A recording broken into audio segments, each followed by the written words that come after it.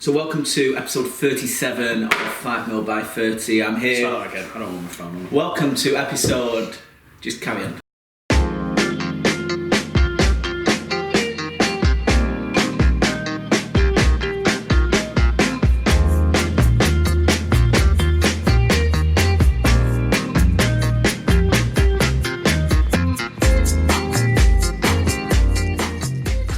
So I'm sat here with a business partner for our mailing house, Lee. Hi, how you doing? We've just done a hot food challenge to introduce ourselves to our prospects, customers, and start putting a little bit of content out there.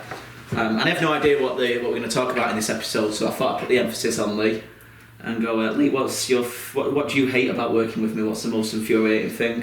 The fact that you are too nice in many ways.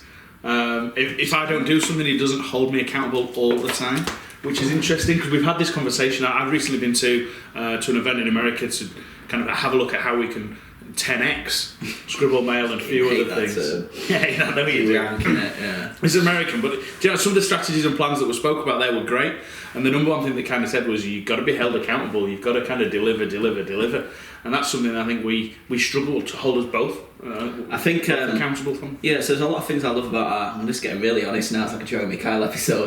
Get the DNA. Get the DNA test. You and Dad. What I love about working with you, I think we get on really well, but that's also an issue. Yeah. Because when we do spend time together, we just piss about and have fun and do a hot food challenge. This isn't particularly that productive. So we get on really well as a partnership, which allows us to do a lot of fun stuff, and we've moved the business along, and our friendship's been really solid throughout the hard times, and that kind of holds you through. But I think one of our biggest weaknesses is we are soft with each other. We're like a little soppy couple, aren't we? We are. Yes, a bit hard.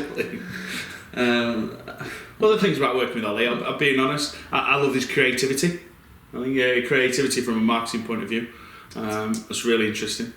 This is cute. Anything else you like about me? That's about it, mate, to be honest. That is about it. I'm not going to lie. Okay. Wait, what was the original question? What you don't like working about me? Yeah. And that's turned into all the things you like about me. Well, I've just kind of flipped it because I'm a nice guy. And what we're doing with Scribble Mail, where do you see the future of Scribble Mail going? Future Scribble Mail is going to be interesting. When we first set this business up, we had a strict 3-year plan where we were going to turn it, create a load of cash, and then sell it, so churn and burn the whole business. That was the plan, but now, long term, we've made decisions along the way where actually we're not going to do that. We're going to hold on to it. We're going to grow it slowly. We're going to grow the team. It's been really interesting recruiting the team and managing the team. And I think we've both learned lessons along that way, and I'm enjoying those lessons. Like you, Ollie, we kind of have another business as well outside of Scribble, and I think the lessons that we're learning in Scribble, is helping with that business, and also it's helping me grow as an individual. So in terms of the future of Scribble, I think it'll be a long-term strategy and a long-term plan, and something that will stick around for hopefully 15, 20 years. Fucking hell, I'll be retired in a few years. I think one of the big lessons about Scribble Mail, and I suppose an area where we initially disagreed, was who we target with Scribble Mail. I've always been under the impression of I'd rather have one client that sends 50,000 units where you'd have 1,000 clients sending 500 units. Yeah. I don't know what the maths are there. Something like that. Yeah. You are much more happy going after the smaller accounts now at the larger accounts, but we've debated it, and obviously you've now realised I was right. So I suppose there's been a bunch of lessons throughout. What's the biggest 3 lessons you've learned with Scribble? Oh, Jesus, mate. I'm putting pressure on here for content. Biggest 3 lessons. One is working with bigger businesses is by far easier than working with smaller businesses.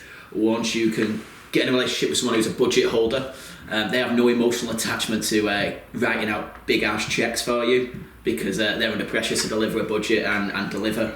That's a massive difference to a small business owner who has the mental emotional attachment to the cash in the bank account, where it's a way up of investing in this or taking the kids to Disney World. There's a big difference there. That's been the big lesson. The second lesson has been, I suppose, around hiring staff. And there's been hundreds of lessons within that, but the pains of it, the gains of it, and everything in between. I think some of our staff are brilliant, and I couldn't live without them. Some of them I could happily live without right now. We hope you're watching this video, mate. Third lesson, and I have nothing that's jumping to mind now. I think third lesson about partnerships, and I think we're still learning there about the best way working together. And I think going back to what we originally spoke about accountability, and we need to step up in certain areas about how we drive forward. How about you? Yep, it was pretty much the same three things. You're still watching. Appreciate it. Exactly the same three things for me, to be honest. I agree with you on all. The staff one's really interesting. Having recruited a team, my dad used to have a business, and he said to me, every problem comes into your business on two legs. And he's so true. But on the flip side of that, some of the best things that have happened with Scribbler have come in on two legs also. What happens if they're handicapped though? Well, that's... Then it don't work, does it? Well, no, but it's... You get what I was trying to say. I'm joking, yeah. You get what I was trying to say. Alright, I think we should end this now. Yeah, I think we probably end this, but before we do, I think Ollie should eat one more of these, and I'm going to put the sauce on it. And I want him to just eat this one just on cut camera. Cut the video. And get him to eat it. Cut the video, it's not happening. It's not happening, he's scared of the hot sauce. Cheers, mate.